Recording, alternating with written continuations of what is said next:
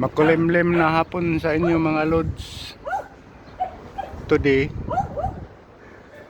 is March 28, 2025 at around 4 p.m. Shout out tayo sa nag-birthday ngayon. Shout out kay Tata Eko, happy birthday Tats. At saka paring Gong, happy birthday.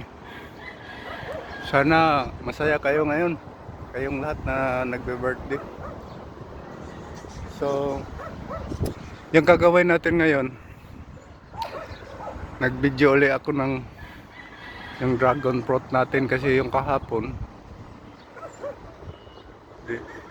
nagdagan ko kasi ng audio sounds na copyright tuloy.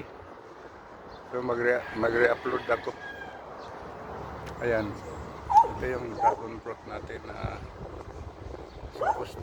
supposed to be is mamulaklak ito ngayong April saka May. Yan sana ang schedule nila, yung dapat nilabasan ng bulaklak nitong dragon fruit. Pero ayun, March pa. Ayan, lumalabas na yung mga bulaklak. Yan. Yan. Sila mga dun.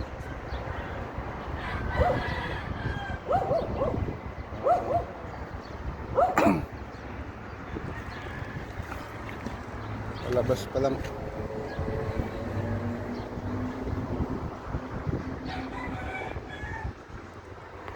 Ito yung natin na nabigatan. Bigat na, wala pang bunga, bigat na. Ang daming sanga. Ito apat na sanga, doon apat din na sanga, pero yung kalabasan nila sobrang dami sa mga. Hindi ko pa alam kung saan dito banda ang alisan. Hindi na tayo pwede ngayong mag-pruning dahil dami natin ginagawa sa December.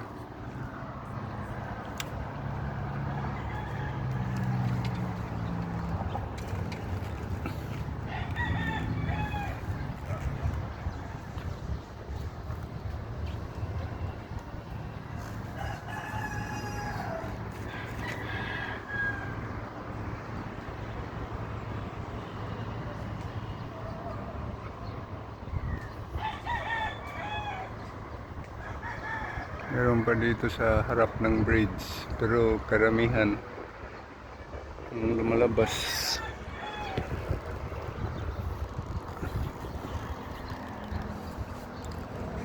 ay dito sa bandang silangan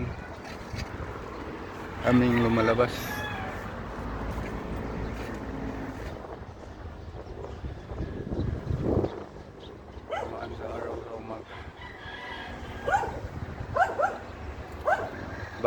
Abangan pa natin ito mga lods, kay maglabasan pa ito ngayong May, April tsaka May.